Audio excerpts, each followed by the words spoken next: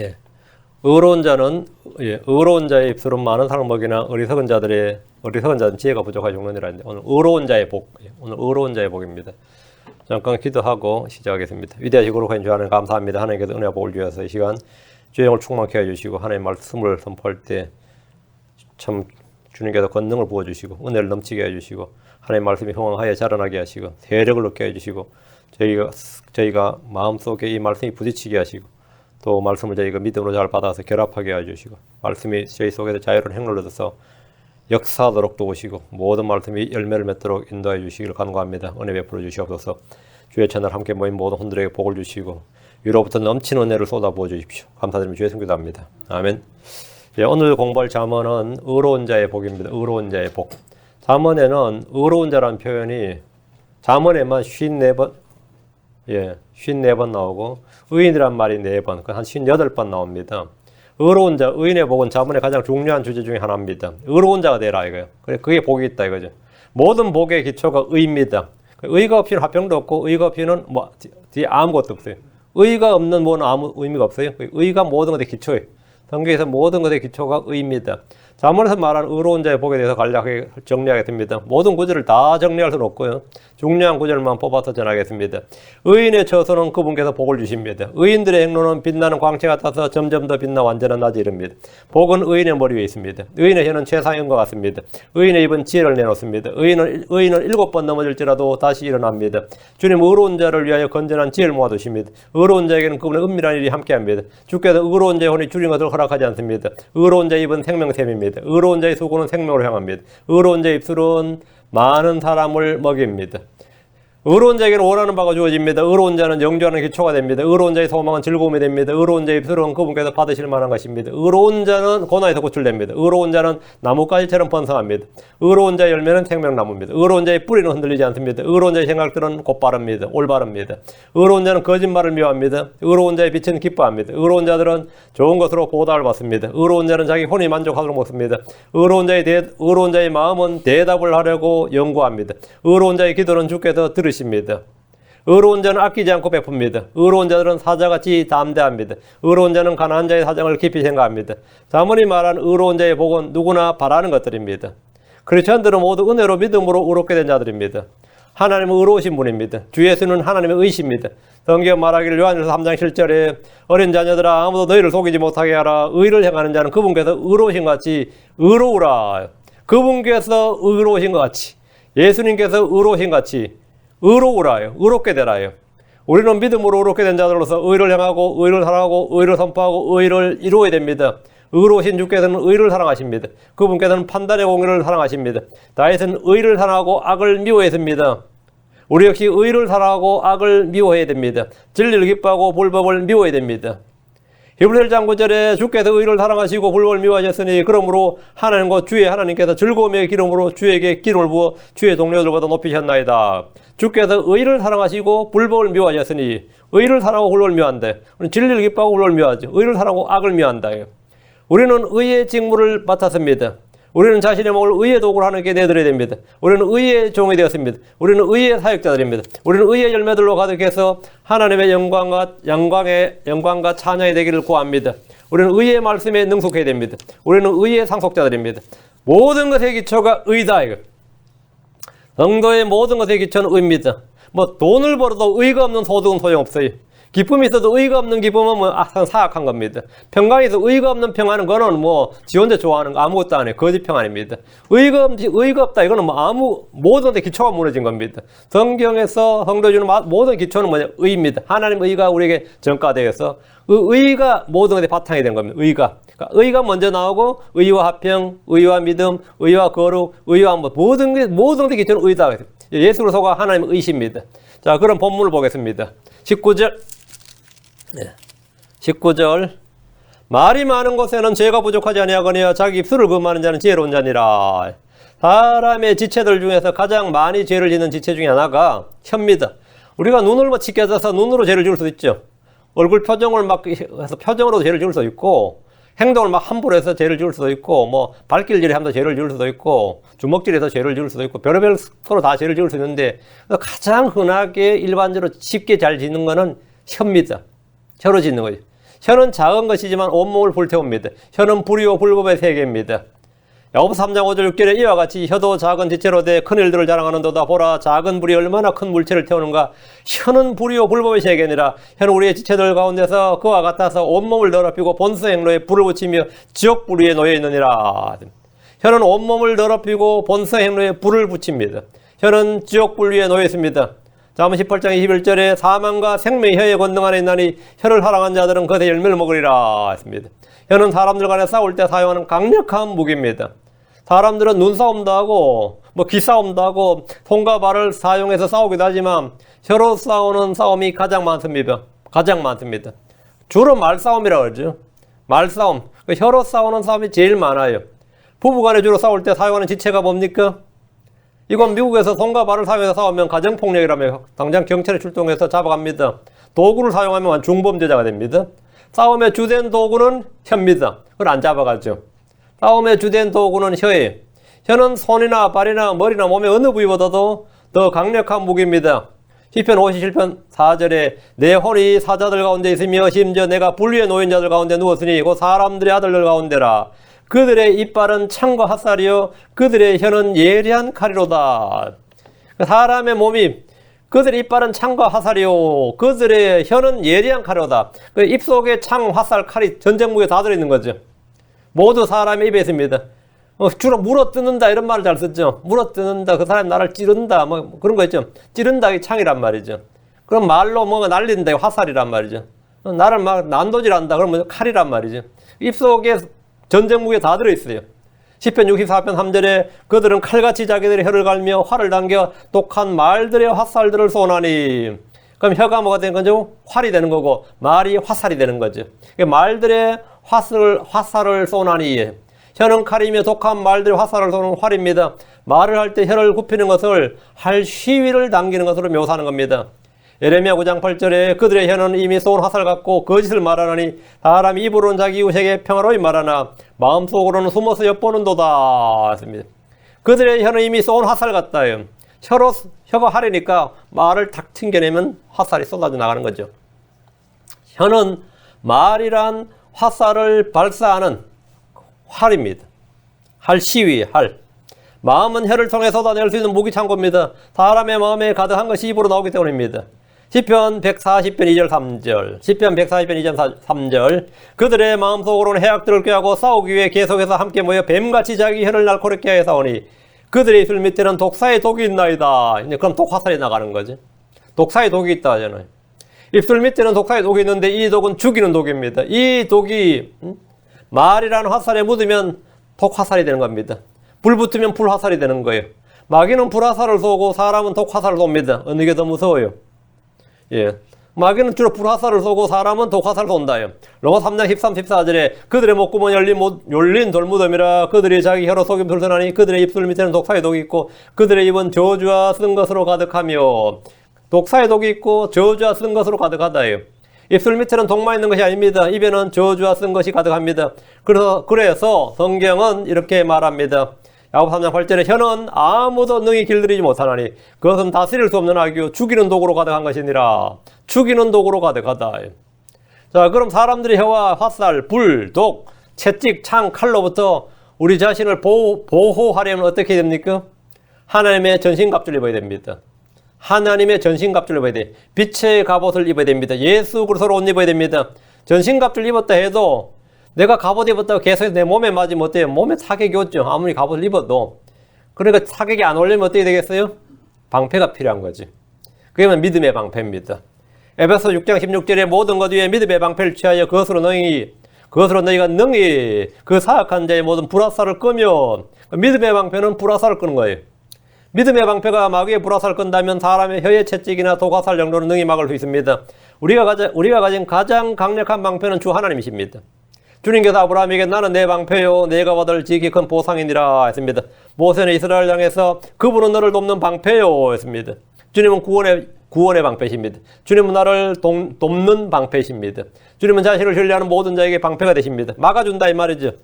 시편 3편 3절에 그러나 오 주여 주는 나의 방패시오 나의 영광이시오 나의 머리를 드시는 이시니이다 했고 시편 5편 12절에도 주여 주께서 의로운 자에게 복을 주시고 방패로 하듯 호의로 그를 감싸시리이다. 시편 18편 3절에 하나님으로 말하건대 그분의 길은 완전하고 주의 말씀은 정리되었나니 그분은 자신을 신뢰하는 모든 자에게 방패가 되시는도다. 방패가 되시는도다. 주님이 방패가 되신대. 그게 그리스도로 옷 입고 옵니다. 그리스도로 옷 입으면 주님이 방패가 되신다. 다시 19절. 자, 4번 10장 19절. 말이 많은 것에는 죄가 부족하지 아니하거니와 자기 입술을 금하는 자는 지혜로우니라.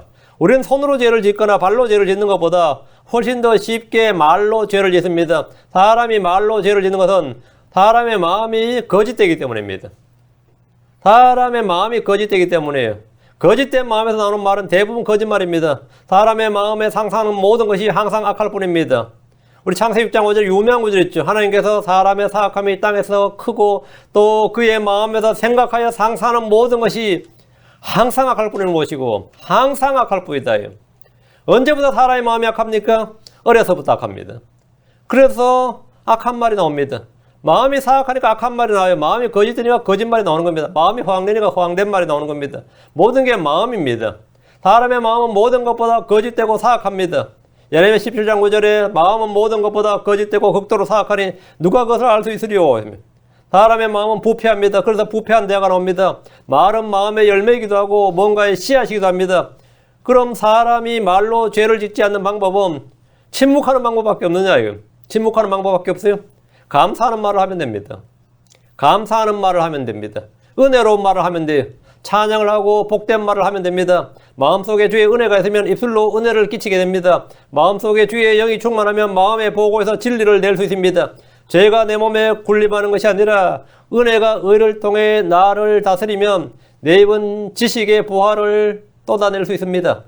쏟아낼 수 있어요. 마음속에 주의 은혜가 있으면 입술로 은혜를 끼치게 됩니다. 마음속에 주의 영이 충만하면 독사의 독이 아니라 생수의 강을 쏟아낼 수 있습니다. 마음에 진리의 말씀을 가득 쌓아두었다면 마음의 보고에서 진리를 낼 수 있습니다. 낼 수 있어요. 그렇지 않다면 입을 닫는 것이 좋습니다. 욕하고 저주하고 거짓말하고 헐뜯고 불평하는 것보다는 침묵하는 것이 훨씬 더 좋습니다. 모든 일에 감사하는 자라면 말로 죄를 짓는 문제는 어느 정도 극복할 수 있습니다. 매사에 항상 감사하는 사람이라면 혀로 말로 죄를 짓는 것은 해결이 돼요. 방언을 해야 혀를 다스리는 게 아닙니다. 순봉교에서는 방언을 하는 것의 가장 큰 효용을 혀를 제어한다고 생각합니다. 방언이 혀를 제어 못해서 하는 게 방언이에요. 자기 혀를 제어하지 못하는 게 방언입니다. 내 혀를 제어하는 것, 자기 입술을 금하는 것, 이 입술을 금하는 것은 죄를 짓는 입술 말이에요. 악을, 독사의 독을 쏟아내는 입술, 화살을 쏟아내는 그 입술이 생명의 말씀, 은혜의 말씀, 진리의 말씀, 덕을 끼치는 말씀, 소금과 빛이 되는 생명의 향기를 낼 수 없는 그런 입이 되려면 일단 감사가 시작이 감사가. 감사한 말을 하는 거예요. 우리의 대화의 주제가 어떤 사람들이 되어서는 안 됩니다. 사람이 대화의 주제가 되면 안 돼요. 교회에서 누구 이야기하는데, 모여서 이야기하는데, 어떤 사람이 우리 대화의 주제가 되어버리면 큰일 나요. 우리 목사님이든 사모이든 애들이 이 대화의 주제가 사람이 되면 안 됩니다. 어떤 형제가, 어떤 자매가 대화의 주제가 되면 안 돼요. 그건 대화의 주제가 돼도 잠깐 그 사정을 돌아보는 정도에서 그쳐야 되지. 그 대화의 주제에서 한 1분, 2분, 3분 넘어가면 이제 완전히 그냥 죄로 물드는 거예요. 응?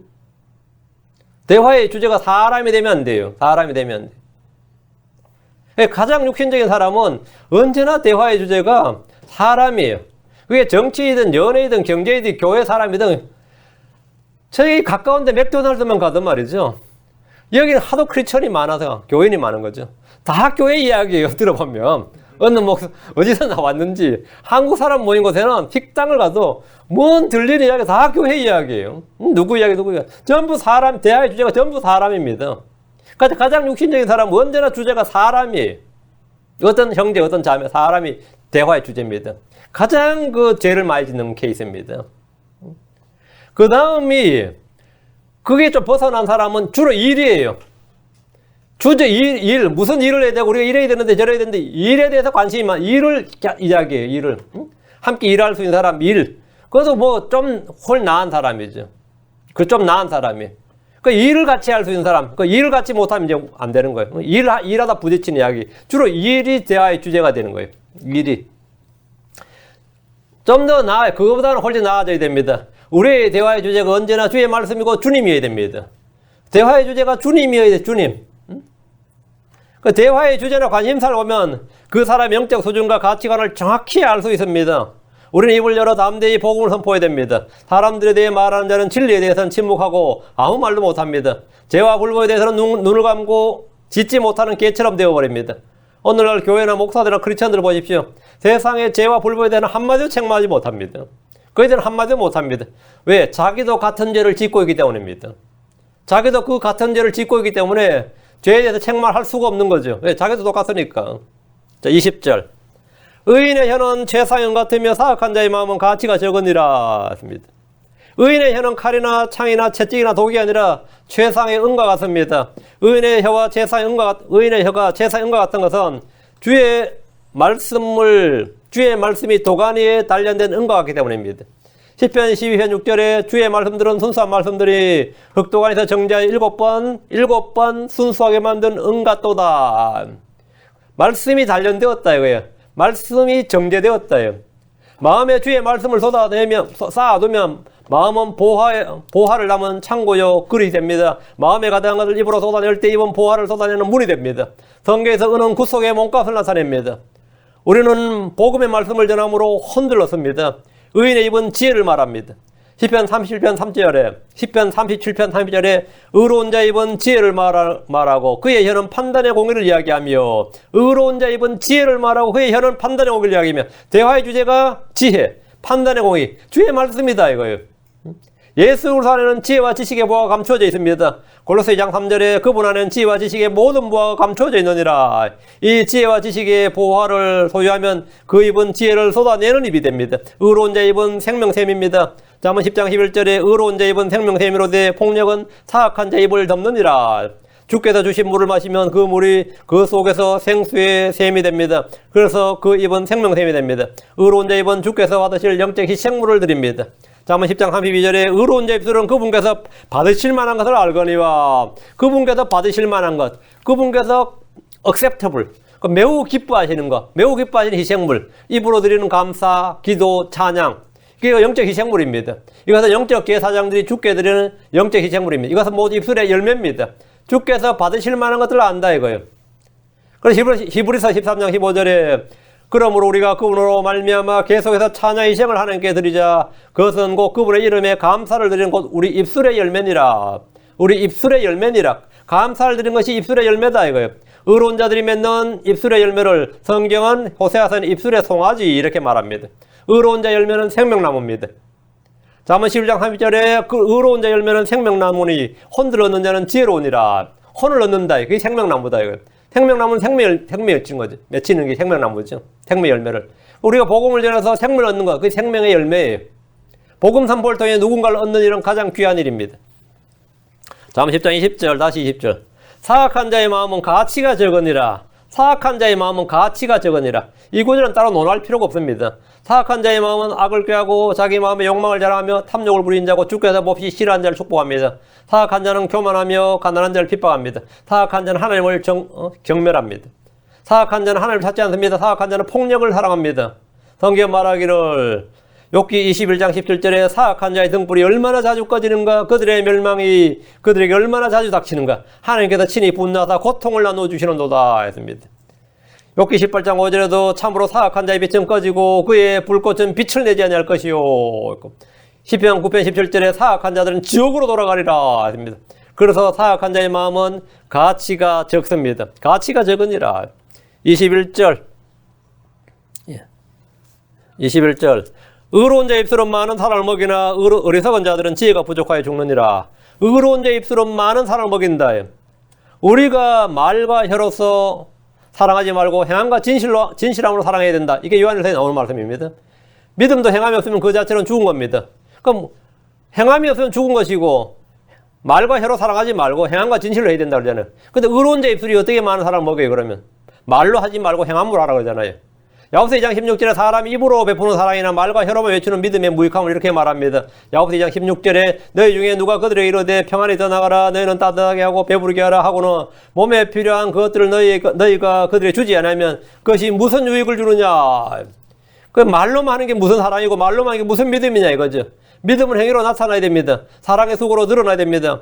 그렇다면 입술로 사람을 먹이는 게 뭡니까? 의로운 자 입술은 많은 사람을 먹인다잖아요. 입에서 나오는 진리의 말씀으로 그 사람의 영을 먹이는 겁니다. 우리는 공핍한 자, 줄인 자들의 양식을 주고 선을 베푸는 자선사업가들이 아닙니다. 크리스천들이 모두 자선사업가들 아니에요. 교회 가는 일이 맨날 김치 담아주고 쌀 나눠주고 이런 것은 아니죠. 물론 교회 성도들은 구제에 힘쓰고 돕는 자가 되어야지만 우리가 주는 것은 은과 금이 아닙니다. 베드로와 요한이 구걸하는 거지에게 은과 금을 줄 수가 없었습니다. 왜?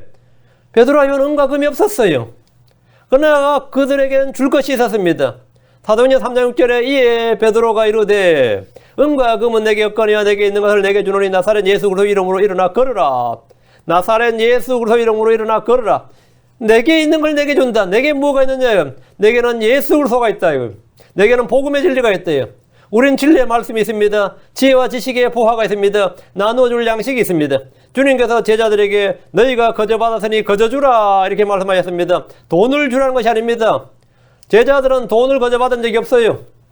거저 받았지 않았던 주님께서 돈을 주라는 게 아니고 음식을 주고 옷을 주고 집을 지어주라는 말이 아닙니다.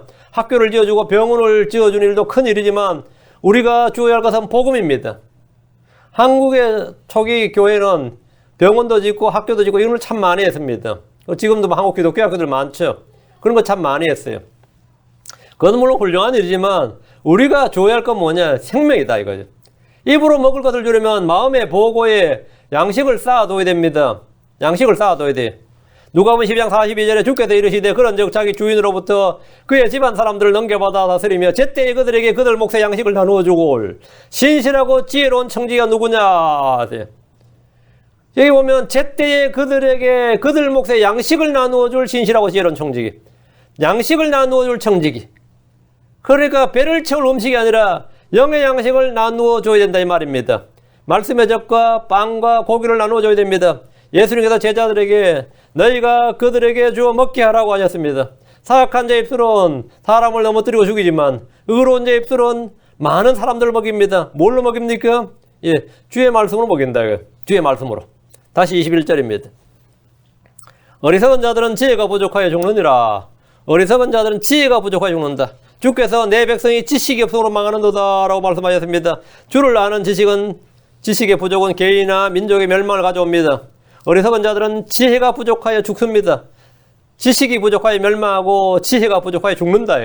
이 지혜는 이 세상의 지혜, 이 세상 통치자의 지혜가 아닙니다. 성경이 말한 지혜는 위로부터 난 지혜고 하나님의 지혜로서 주를 두려워하는 것으로 시작됩니다. 지혜는 악을 미워하는 것입니다. 덕분에 죄를 미워할 줄 모르는 사람은 전혀 지혜가 없습니다. 악을 미워할 줄 모르고 불법을 미워할 줄 모른다. 그러면 그 사람 지혜가 없는 사람입니다. 잠언은 지혜를 가장 귀한 것 으뜸가는 것이라고 합니다. 잠언 3장 15절 18절 지혜는 루비보다 귀하니 내가 바랄 수 있는 모든 것이 그것과 비교될 수 없도다. 지혜는 그것을 붙잡는 자들에게 생명나무입니다. 잠언 3장 18절에 지혜는 그것을 붙잡는 자들에게 생명나무니라. 그것을 간직하는 자는 다 행복하도다. 지혜는 너무 높아서 어리석은 자가 감당하지 못합니다. 지혜는 으뜸가는 겁니다. 잠언 4장 7절에 지혜는 으뜸가는 것이니 그러므로 지혜를 얻으라. 내가 얻은 모든 것으로 명철을 얻을지니라. 지혜는 사람이 원하는 모든 것과 비교될 수 없는 가장 좋은 것입니다. 잠언 8장 11절에 지혜는 루비보다 좋으며 사람이 원하는 모든 것이 그것과 비교될 수 없느니라. 신약에서는 사랑이 최고의 선물이라고 했는데 잠언에는 지혜가 제일이라고 합니다. 그럼 이 지혜는 어디서 옵니까? 욥기 28장 12절에 그러나 지혜는 어디서 찾을 것인가? 명철이 있는 곳은 어디인가? 라고 했는데 우리는 이 지혜가 바로 주 예수님이란 사실을 압니다.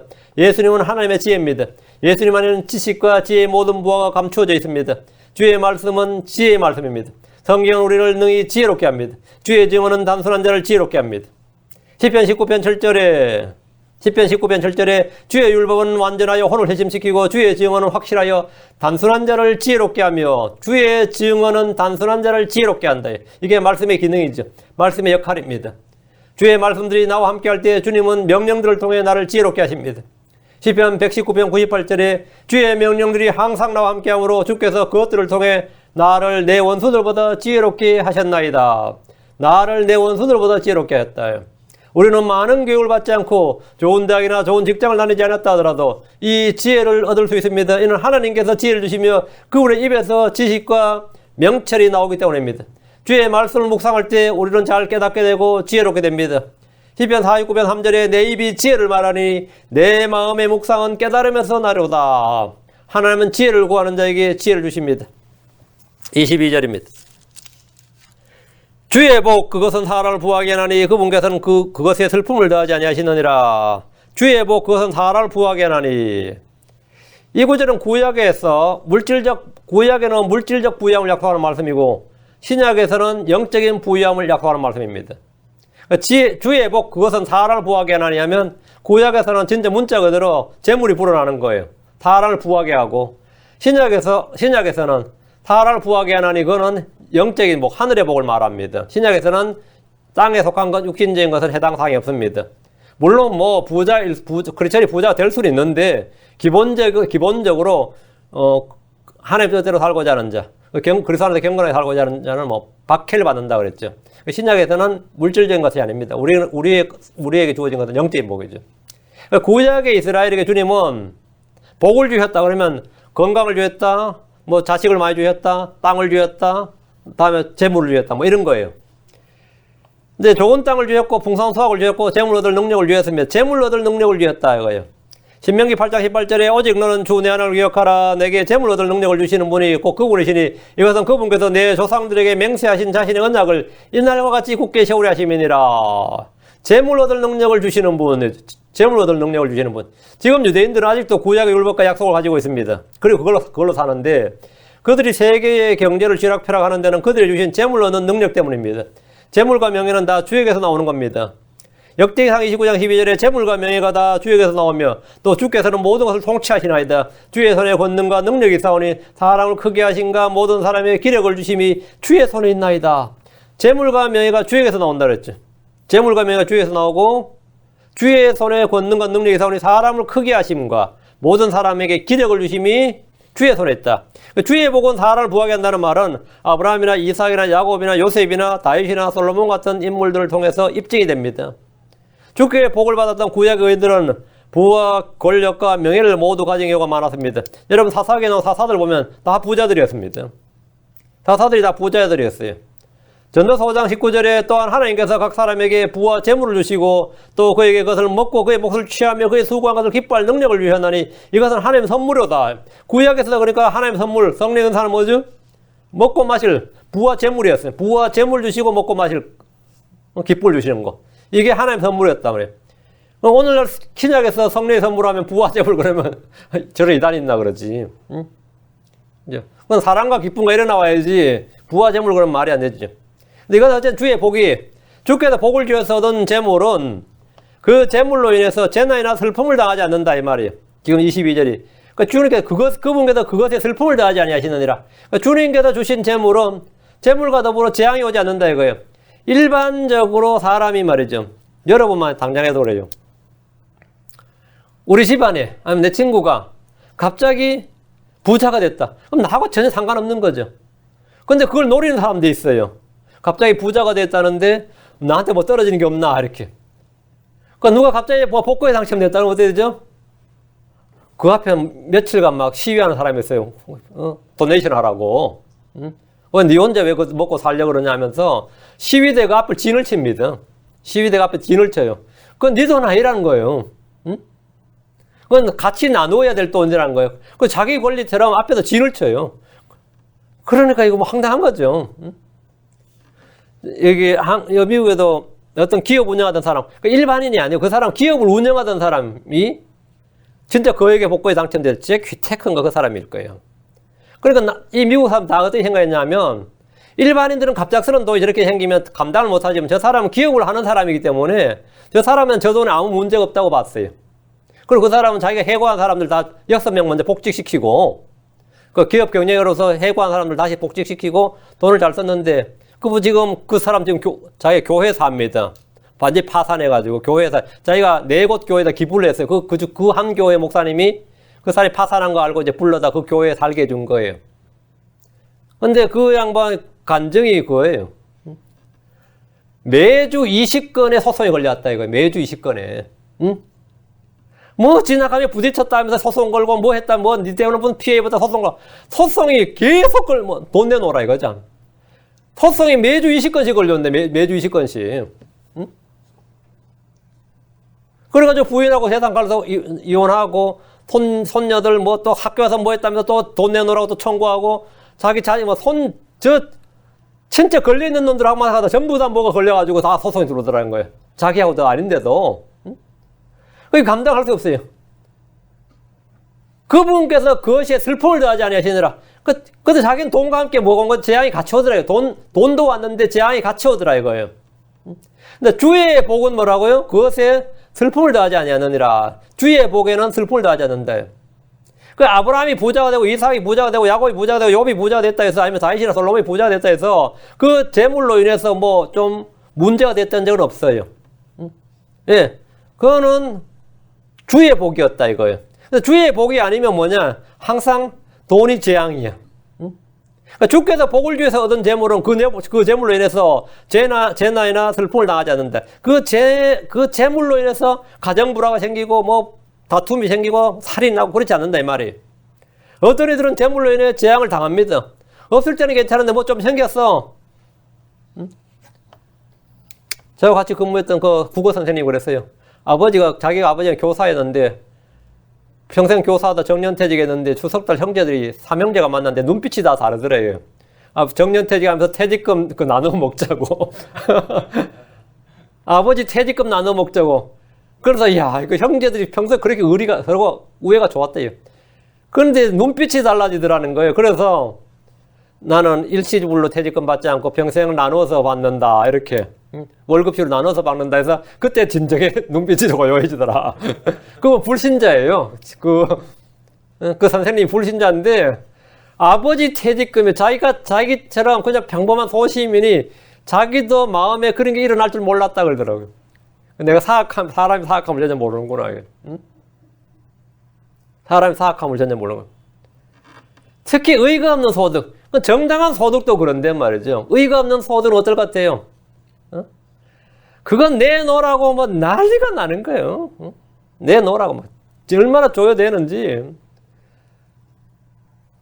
살 수가 없다고 고백한 사람 수두룩합니다. 이 자식들이 원수라고 하면서 살 수가 없다고. 의가 없는 소득은 누구나 노리고 탐냅니다. 부정한 돈이나 뇌물이나 훔친 돈이나 불법으로 취득한 돈은 먼저 차지하는 사람이 주인인 것처럼 저마다 탐을 내고 누가 먼저 차지하면 가서 뺏으려고 그래요. 세상에서 갑자기 부자가 된 사람이 그 돈이 복이 아니라 재앙이었다는 간증은 수도 없이 많습니다. 재물과 함께 재앙과 슬픔이 오기 때문입니다. 주의 복을 받아서 크게 부자가 되고 부자가 되고 높아졌다면 그 일로 인해서 슬픔을 당하지 않을 겁니다. 하지만 언제나 문제는 있습니다. 언제나 주의 복으로 주어졌는데도 내가 재앙을 당해. 그럼 어떤 경우에? 주의 복과 주의 은혜를 감당하지 못하는 경우에. 그 주의 복이 나한테 임하고 주의 은혜가 내게 넘쳐 임했는데 받는 내가 그를 수용할 그릇이 안 돼. 그래서 마음이 높아질 때 그가 받은 복이 저주가 되고 은혜가 되고 은혜가 시험거리가 되는 겁니다. 그 대표적인 사람이 히스기야 같은 사람이었어요. 히스기야가 왕위를 물려받을 때는 아버지가 악한 왕이었고 성전 창고나 왕궁 창고가 텅텅 비어 있었습니다. 그런데 히스기야가 아시리아를 물리치고 가득 찼어요. 이 전쟁에 승리함으로써 완전히 보고가 가득 찼습니다. 그때 어떻게 됐어요? 히스기야 마음이 높아졌죠. 하나님께서 복과 더불어 재앙을 보낸 게 아니라 하나님은 히스기야에게 복을 보냈는데 히스기야가 스스로 뭐가 된 거죠? 예, 감당을 못해요. 은혜를 감당을 못해요. 은혜를 감당을 못해요. 성경 말씀하지만 한국말에 호사다마란 말이 있죠. 그건 참 내 성경 말씀과 다름없어요. 호사다마라잖아요. 호가 좋을 호자고 사자가 일사자예요. 좋은 일이 많은 곳에 다마잖아요. 마늘 다자의 맨이라는 뜻입니다. 대불입니다. 좋은 일이 많은 곳에 마귀새끼도 많다 이거예요. 그게 이 영어 킹제임스 성경에 Satan also came입니다. 사탄도 함께 왔더라. 주의 천사들이 하나님의 아들들이 주를 뵈러 왔을 때 사탄도 함께 오더라. 사탄도 함께 왔다 이거. 주의 충만 은혜를 받고 나면 시험과 실족거리가 함께 온다는 말입니다. 함께 온다는 말이에요. 하나님께서 복을 주시고 은혜를 주셔서 부와 재물과 명예를 얻었다고 해도 그것을 온전히 누리는가는 그 사람의 믿음의 문제고 마음의 문제입니다. 주께서 주셨지만 제대로 누리지 못한 사람들이 많습니다. 주께서 주신 복을 감당하지 못하면 복은 변하여 재앙이 되고 슬픔이고 헛것이 됩니다. 빛이 변하여 번개가 됐다잖아요. 빛이 변해서 번개가 됐다. 이건 크리스천들에도 흔히 당하는 일입니다. 은혜 많이 받아 이제 일어선 줄 알았는데 그 다음날 자빠져요. 성령 충만하고 간증까지 했는데 그 다음날 자빠집니다. 앞에 나다 간증까지 했는데 그런 예는 허다합니다. 믿음 좋은 사람하고 간증했다가 아니 어떤 사람 믿음 좋다고 이제 칭찬해줬다가 그 다음에 보면 이상한 짓거리 해가지고 완전 사람을 무색하게 만드는 일은 뭐 허다한 일입니다. 절대로 말 함부로 하면 안 되겠구나. 그 사람 함부로 칭찬해줘도 안 되고 함부로 높이 평가해줘도 안 되고 누구에게 어떤 사람 칭찬해줬다가 그런 영화 반역질을 해야 되는데 황당하죠. 그런 것도 허다하죠. 그럼 뭐냐? 그거는 마음의 문제고 믿음의 문제다 이거야. 주께서 주셨지만 누리지 못하는 사람, 주께서 주신 복을 감당하지 못하는 사람 많아요. 전도서 6장 2절에 나옵니다. 어떤 사람은 하나님께서 부와 재물과 명예를 주셨으므로 자기 혼을 위해 자기가 바라는 모든 것에 부족함이 없어서나 복이죠. 주께서 주셨다잖아요. 어떤 사람 하나님께서 세 가지를 위해서요. 부와 재물과 명예를 주셨어요. 그럼 이거 주셨으면 뭐 귀동납된 것이 부와 재물과 명예를 주셨으므로 자기 혼을 위해 자기가 바라는 모든 것에 부족함이 없으나 하나님께서 그것을 먹을 능력을 그에게 주지 아니하였으므로 낯선 자가 그것을 먹나니 이것은 헛된 것이며 그것은 악한 병이로다. 앞에 거 다 줬는데 뒤는 뭐예요? 하나님께서 뭘 안 줬다고요? 부와 재물과 명예 주시고 먹을 능력을 안 줬다. 야 이거 황당한 말이에요. 먹을 능력을 안 줬다. 주님의 복은 그것에 슬픔을 더해지 않는다. 주님의 복은 그것에 슬픔이 더해지지 않습니다. 그러나 그 복을 감당하지 못한 이들은 그 복을 받고 실족하거나 타락하거나 죄를 짓고 불법을 행함으로 스스로 그 복을 감당하지 못합니다. 그래서 스스로 재앙에 떨어집니다. 히스기야는 주의 은혜를 받고 마음이 높아져서 실족했습니다. 바울은 너무 많은 계시를 받았기 때문에 마음이 높아져서 넘어지지 않도록 하나님께서 그의 몸에 사탄의 가시를 두셨습니다. 이는 누구나 주의 복, 주의 은혜를 풍성히 받고 넘어질 수 있음을 보여주는 겁니다. 이건 뭐 흔한 일이에요. 2, 3절입니다. 2, 3절입니다.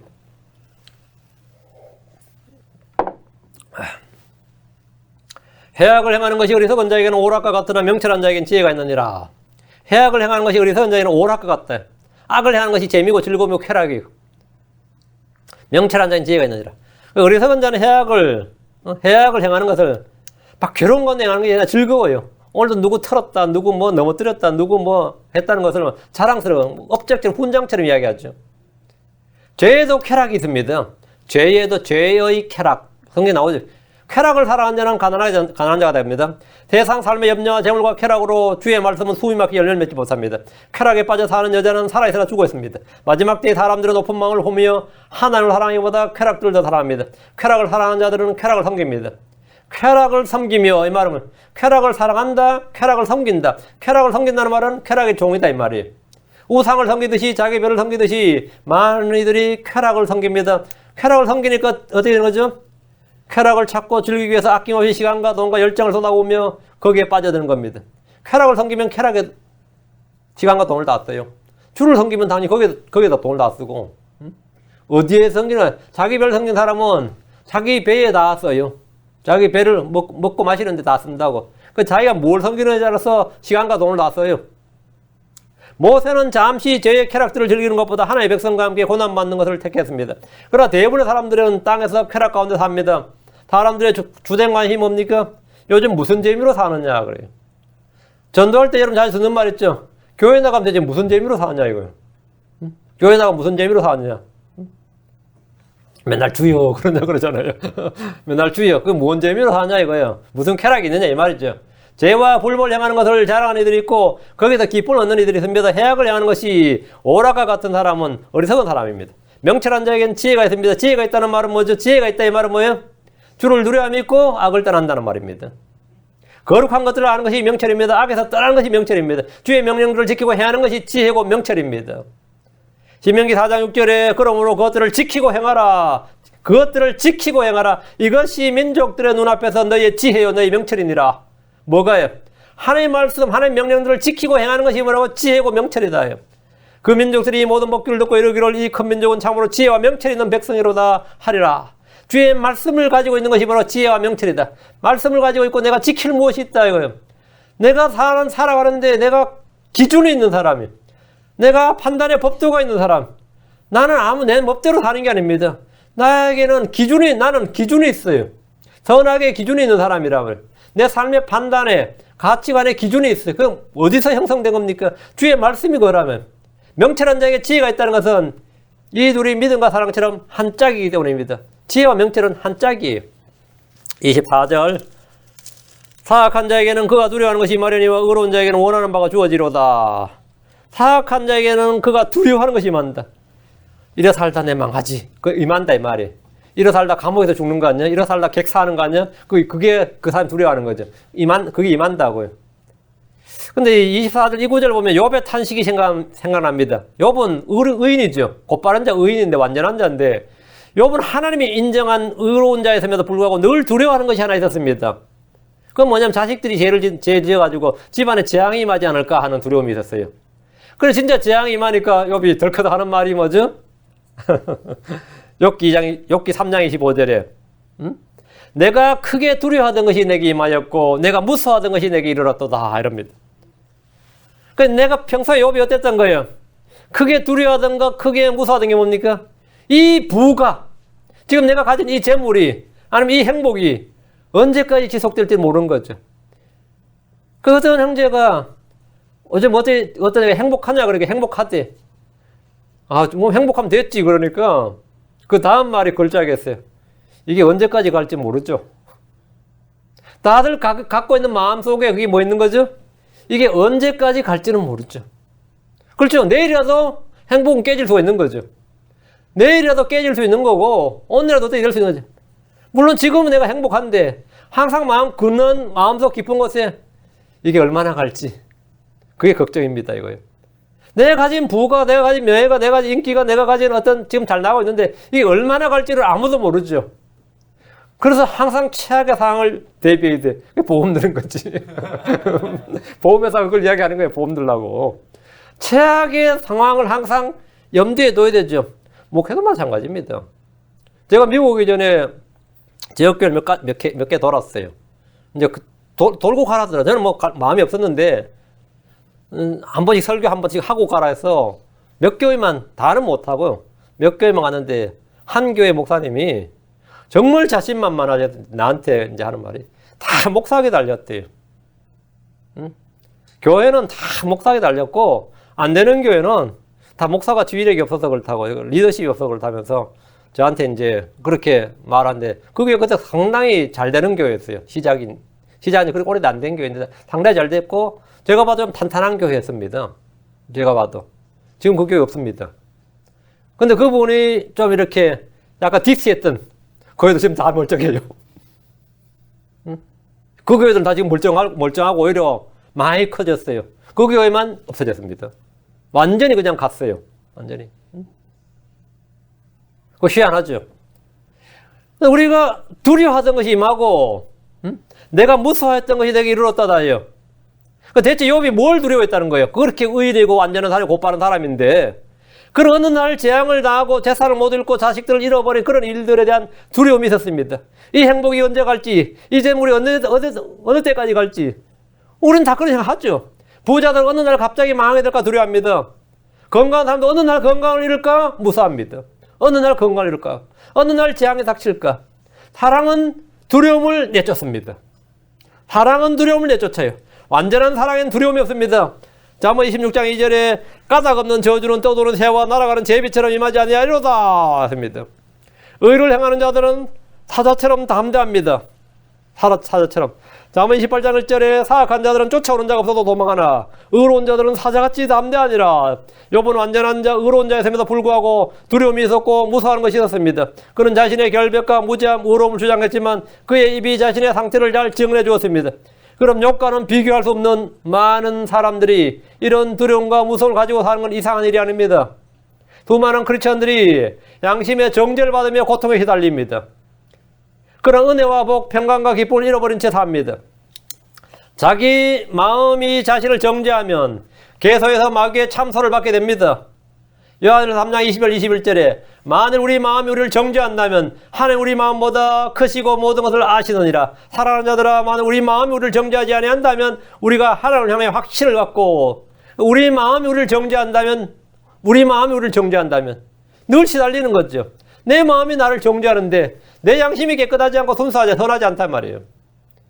여러분의 마음과 생각과 양심이 자신을 정죄하지 않도록 깨끗하고 순수한 양심을 가져야 됩니다. 로마 14장 22절에 내게 믿음이 있느냐? 그것을 하나님 앞에서 내 자신을 위해 가지고 있으나 자기가 허용하는 그것으로 인해 자기를 정죄하지 아니하는 자는 행복하도다. 자기를 정죄하지 아니하는 자. 그 자기를 정죄하지 않은 자가 행복하도다. 자기를 정죄한다는 말은 늘 뭔가 시달리는 거예요. 그 사람이 크리스천이 아니란 말이 아니라 크리스천이 맞는데 항상 뭔가에 시달려요. 항상 두려워하는 것이 있고 하나님이 너무 무서워. 오늘 날 칠 것 같아. 뭐 그런 두려움을 저는 한번 봤어요. 난 그런 적이 없는데 하나님을 두려워하는 건 문제가 없는데 그런 건 좀 뭔가 좀 이상하다 이거. 또 마귀가 나를 어느 날 갑자기 넘어뜨릴 것 같아. 또 그런 걱정. 갑자기 뭐가 임할 것 같아. 늘 그런 공포와 어떤 두려움에 시달린 분도 있어요. 실제로. 왜? 양심에 자기가 허용하는 그것으로 인해 자기를 정죄하지 않은 자. 자기를 정죄하지. 우리 마음이 우리를 정죄하지 아니하면 하늘을 향한 확신을 갖는다 이거예요. 사악한 자들은 악을 행하는데 두려움이 없어 보이지만 본능적으로 정죄와 심판과 저주에 대한 두려움을 가지고 있습니다. 죄의 삭은 사망이고 죄에는 하나님의 심판이 있다는 사실을 알기 때문입니다.